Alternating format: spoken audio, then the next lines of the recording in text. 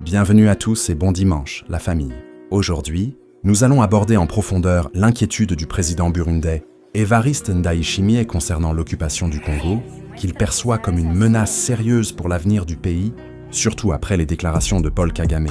Nous souhaitons également accueillir Papa Patrick Bolima à Kisangani et le pasteur James Ilunga à Kolwezi. Il est important de suivre cette discussion de près, car elle touche à la conscience collective.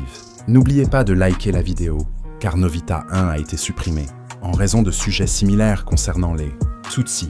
Malheureusement, nous ne devons pas nous laisser décourager, car c'est la raison d'être de notre combat. Plus vous aimez la vidéo, plus cela peut aider à protéger le contenu et la chaîne face au signalement. Si vous êtes nouveau ici, alors bienvenue. N'hésitez pas à vous abonner pour rejoindre cette belle communauté et activer la cloche de notification pour recevoir les alertes dès que nos vidéos sont mises en ligne. Maroy Pauline, bien qu'il se trouve dans une zone occupée, continue de se battre pour sa nation face à la violence des agresseurs. Merci pour tout Maroy Paulin. Titi Chilumba en Namibie. Actuellement, les Hutu-Bantus sont ciblés par les Tutsis dans la région du Grand Lac. Paul Kagame désire s'approprier ces terres riches qu'il considère comme peuplées de personnes étrangères. Le peuple congolais doit en prendre conscience, car le président du Burundi a exprimé des inquiétudes quant aux ambitions des Tutsis de s'emparer du Grand Lac, même au prix du sang. Les preuves sont déjà là. Plus de 10 millions de Bantous congolais ont été tués. Pasteur Paulin Ilunga. Quand le lion se tait trop longtemps, les hyènes croient que la forêt leur appartient. Le silence face à l'injustice est une complicité involontaire. Dieu nous appelle à être des veilleurs, des sentinelles qui sonnent l'alarme quand le danger approche. Henri Malua à Luambo. Si le peuple congolais reste muet, les oppresseurs croiront que la terre leur est donnée. Mais la parole nous rappelle que Dieu a confié la terre aux justes et que ceux qui se lèvent pour défendre la vérité deviennent les instruments de sa justice. Le lion doit rugir, car son rugissement rappelle que la forêt n'est pas abandonnée. Selon le président burundais Evariste Ndayishimiye, la situation est plus grave en République démocratique du Congo qu'au Burundi. Mais il ne compte pas attendre que la communauté internationale lui impose des règles pour protéger son territoire et sa population. Pasteur Shegombala à Kinshasa, celui qui attend que le feu s'éteigne tout seul verra sa maison réduite en cendres. La sagesse divine enseigne que l'homme prudent agit avant que le mal ne consume tout. Dieu ne nous demande pas de rester passifs, mais de prendre autorité sur les menaces. Le président burundais rappelle une vérité spirituelle. Protéger son peuple est un mandat sacré. Comme un berger qui voit le loup s'approcher, il ne peut attendre que d'autres viennent lui dicter la conduite. Dieu confie à chaque dirigeant la responsabilité de défendre son troupeau, et celui qui agit avec courage accomplit une mission divine. Le président burundais a affirmé que si son territoire est attaqué par les troupes de Paul Kagame, il ne s'engagera pas dans des négociations avant de réagir. Il répondra de la même manière, sans attendre les injonctions de qui que ce soit.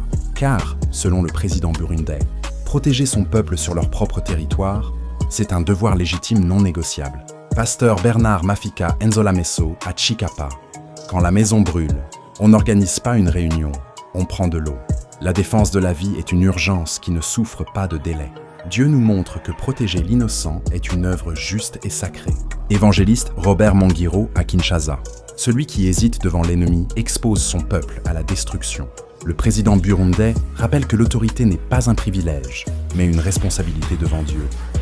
Réagir immédiatement face à l'agression, c'est incarner la justice divine qui ne tolère pas que le sang des innocents soit versé sans défense. Cette déclaration était adressée aux diplomates présents à Bujumbura ainsi qu'à Paul Kagame indirectement. Suite à ces commentaires, considérant le Sud et le Nord Kivu comme des terres volées au Rwanda par les colonisateurs, le président du Burundi a compris que ce n'est pas seulement le Congo, mais que ses frontières seront aussi en danger. Évangéliste José Moussa à Kinshasa. Quand le voisin met le feu à sa clôture, le mieux à faire, c'est prépare ton seau d'eau. La vigilance est une vertu biblique. Dieu nous appelle à être des gardiens, à veiller sur nos murailles et nos frontières. Celui qui ignore les menaces extérieures finit par voir son propre foyer envahi. Le président burundais agit comme un gardien de la cité.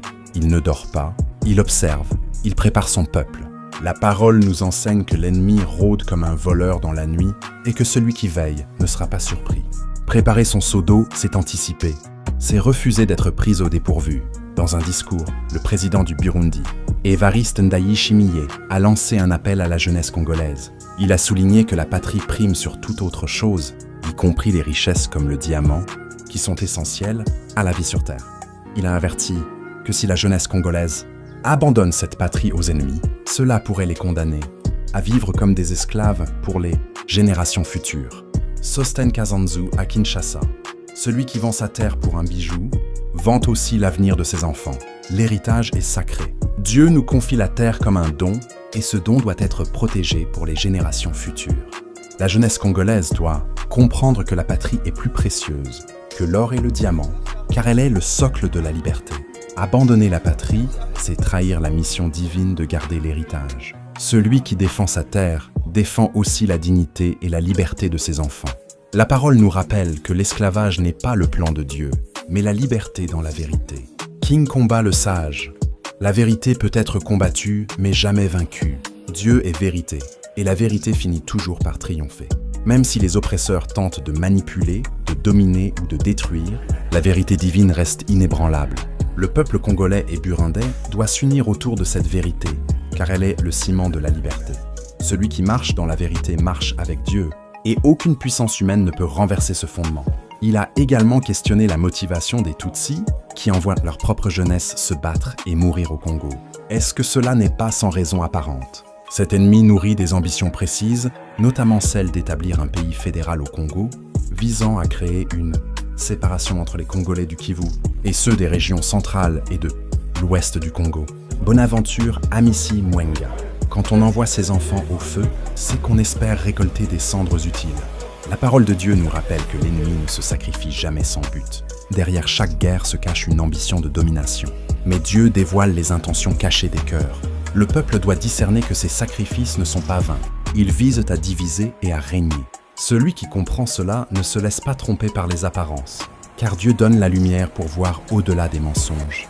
Le président burundais a prédit que les conséquences de cette ambition entraîneraient l'élimination progressive des Congolais bantous, tout comme cela s'est déjà produit au Burundi dans le passé.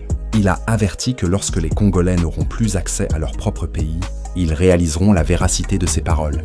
Pauline Onauchu à Kisangani. Celui qui ferme les yeux devant le serpent finira par marcher dessus. Dieu nous enseigne que l'aveuglement volontaire mène à la destruction. Si les Congolais ignorent les signes, ils découvriront trop tard que leur héritage leur a été arraché. Dialukumba Enzila Antonio. La vigilance est une arme spirituelle. Celui qui veille sauve sa maison, mais celui qui dort voit son héritage disparaître. La vérité peut sembler dure, mais elle est une lampe qui éclaire le chemin avant qu'il ne soit trop tard. Les jeunes Congolais, ainsi que les leaders, intellectuels, chefs traditionnels, pasteurs et hommes de pouvoir, risquent d'être victimes de massacres pour éradiquer toute forme de résistance dans un avenir proche. Cela se manifeste déjà par les enlèvements de jeunes dans les régions qu'ils occupent à l'est du Congo, avec des atrocités commises sans que les Nations Unies n'interviennent pour les condamner. Issa Limbala, quand on coupe l'arbre, c'est pour que ses fruits ne nourrissent plus personne. La parole de Dieu montre que l'ennemi attaque toujours les racines de la résistance, la jeunesse, les sages, les pasteurs. Mais Dieu rappelle que même si l'arbre est coupé, la racine peut repousser. Les Congolais doivent protéger leurs jeunes, car ils sont la semence de demain. Celui qui garde la semence garde l'avenir. L'indifférence des nations ne doit pas décourager, car Dieu est le juge suprême qui voit et qui rend justice. Au Burundi, nous avons vécu une situation similaire dans le passé, mais grâce à notre jeunesse, déterminée à se battre et à établir des maquis dans les forêts congolaises, nous avons pu lutter contre un système qui voulait anéantir tous les Bantus du Burundi et ainsi libérer notre nation. Zoro Babel Kambulu. Quand la pluie tombe, c'est celui qui a planté qui récolte. Dieu honore la détermination et le courage. Le Burundi a montré que la jeunesse qui se lève devient un instrument de libération. La parole nous enseigne que la victoire n'est pas donnée à ceux qui fuient, mais à ceux qui persévèrent. La jeunesse congolaise doit comprendre que leur combat n'est pas seulement pour aujourd'hui, mais pour les générations futures. Celui qui plante dans la douleur récoltera dans la liberté.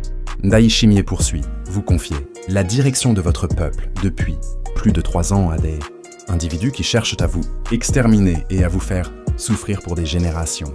Il est temps de vous lever ensemble et de libérer Goma, Bukavu et tous les territoires sous leur contrôle. Sinon, préparez-vous à compter vos jours, car personne n'arrêtera Kagame sauf les Congolais eux-mêmes, ni Washington, ni l'Union européenne. Godefo ala Kilolo à Kasangulu, celui qui attend le secours du voisin pendant l'incendie verra sa maison réduite en cendres. La parole de Dieu rappelle que le salut ne vient pas des hommes, mais de Dieu, et que Dieu agit à travers ceux qui se lèvent pour défendre leur terre. Les Congolais ne doivent pas attendre que les puissances étrangères viennent les sauver. Dieu leur a donné la force, l'unité et le courage nécessaires.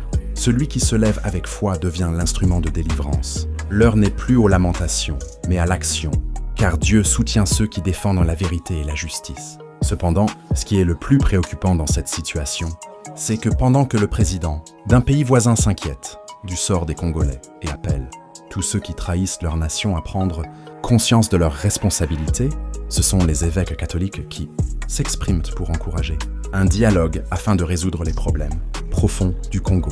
Franklin Irunga Moanda, quand le berger oublie son bâton, les loups entrent dans la bergerie. Dieu rappelle que la mission spirituelle ne peut être remplacée par la politique. Quand les guides spirituels abandonnent leur rôle, le peuple est exposé. Le vrai berger protège son troupeau, il ne le livre pas aux loups. Le Congo n'a jamais eu de véritable problème profond à régler. Le véritable problème du Congo est lié aux Tutsis qui ont migré vers le Congo suite à la violence qui a sévi au Rwanda et au Burundi. Les violences entraînées par les mêmes Tutsis qui ont toujours les ambitions de dominer les autres. Celui qui cache la braise sous la cendre finit par brûler sa maison. La parole de Dieu nous enseigne que les racines du mal ne disparaissent pas par le silence. Les ambitions de domination sont comme des braises. Elles couvent et finissent par embraser tout un peuple. Seule la vérité et la vigilance peuvent éteindre ce feu. Les violences génocidaires ne datent pas des années 90 au Rwanda, elles remontent à bien plus tôt, depuis les années 50. Mais bien que le Congo ait accueilli des réfugiés Tutsis dans les années 50, ces derniers n'avaient pas encore l'intention d'occuper et de dominer le pays par la force jusqu'à l'arrivée de Paul Kagame au pouvoir, qui a orchestré un autre génocide soutenu par les États-Unis pour envahir le Congo, cette fois avec des objectifs clairs: s'approprier les ressources. Celui qui ouvre sa porte sans discernement verra ses champs cultivés par l'étranger. Dieu nous enseigne l'importance du discernement. Accueillir l'étranger est une œuvre de charité, mais quand l'étranger vient avec des intentions de domination, il faut se lever pour protéger l'héritage que Dieu a confié. La terre est un don divin, elle ne doit pas être volée. Mais lorsque les évêques catholiques, négligeant leur mission spirituelle pour se comporter comme des politiciens, c'est alors que les problèmes commencent. Vous appelez au dialogue, mais dans quel but? Très bien. Si un dialogue est nécessaire, avec qui devrions-nous dialoguer? Avec les responsables de nombreuses morts à l'est du Congo, on ne dialogue pas avec le serpent quand il a déjà mordu. La sagesse divine rappelle que la paix ne peut être bâtie sur le mensonge. Dialoguer avec ceux qui versent le sang, c'est légitimer leurs crimes.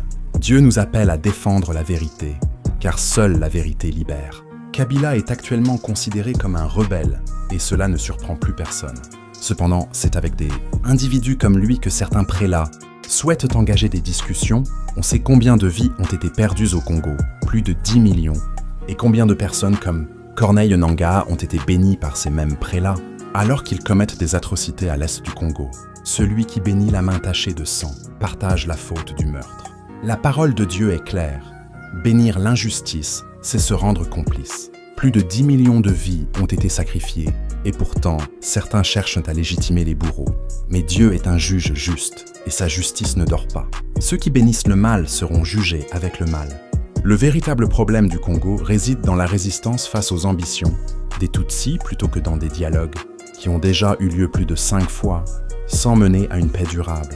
On ne chasse pas le lion avec des paroles, mais avec du courage et les manchettes. La parole de Dieu nous enseigne que les dialogues sans vérité sont vains. La paix ne se construit pas sur des compromis avec l'injustice, mais sur la résistance ferme face au mal. Celui qui se lève avec courage devient l'instrument de la justice divine. Les leaders religieux devraient encourager le peuple congolais à s'unir derrière leurs dirigeants et à lutter pour protéger leurs enfants de ces violences qui continueront encore des siècles en siècles, tant que le Congo ne prendra pas la décision de se battre. L'arbre qui protège ses fruits doit avoir des racines solides. Dieu confie aux leaders spirituels la mission de fortifier le peuple. L'unité est une arme divine. Quand le peuple se rassemble derrière son berger, il devient une muraille contre l'ennemi. Celui qui protège ses enfants accomplit une mission sacrée, car Dieu est le défenseur des innocents. La France a retrouvé sa liberté en luttant contre le régime nazi de Hitler. Martin Luther King, en tant que serviteur de Dieu afro-américain, a combattu contre l'esclavage des Noirs africains exportés vers l'Amérique. Dieu donne la force à son peuple pour lutter contre les forces du mal.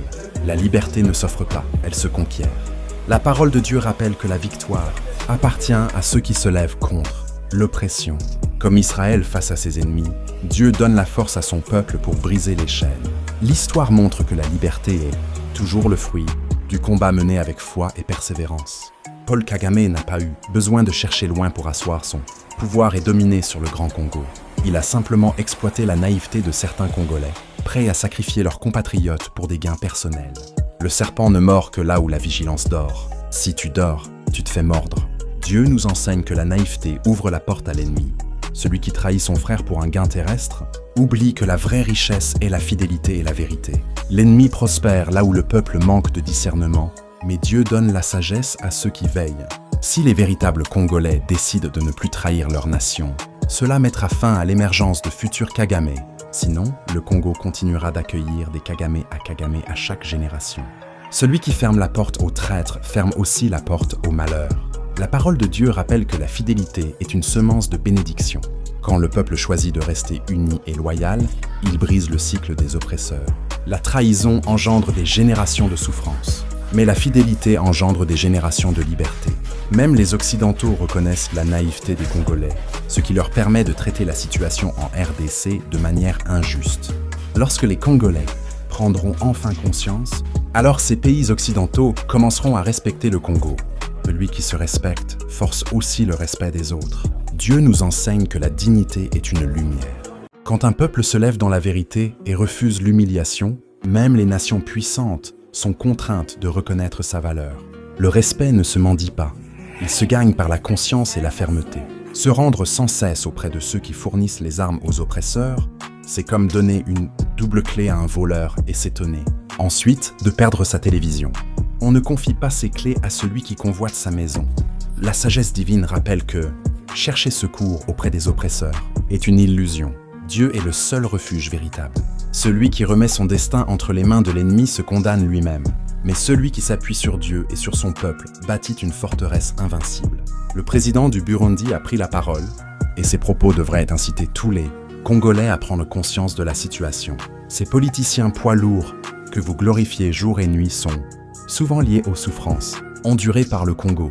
Il est temps de se réveiller et de se battre pour protéger l'avenir des prochaines générations. Celui qui dort pendant la tempête ne verra jamais le soleil du lendemain. Dieu nous appelle à la vigilance et au réveil. Le peuple doit ouvrir les yeux et refuser de glorifier ceux qui participent à sa souffrance. Se lever pour protéger les générations futures, c'est accomplir une mission divine, celle de transmettre la liberté comme héritage sacré.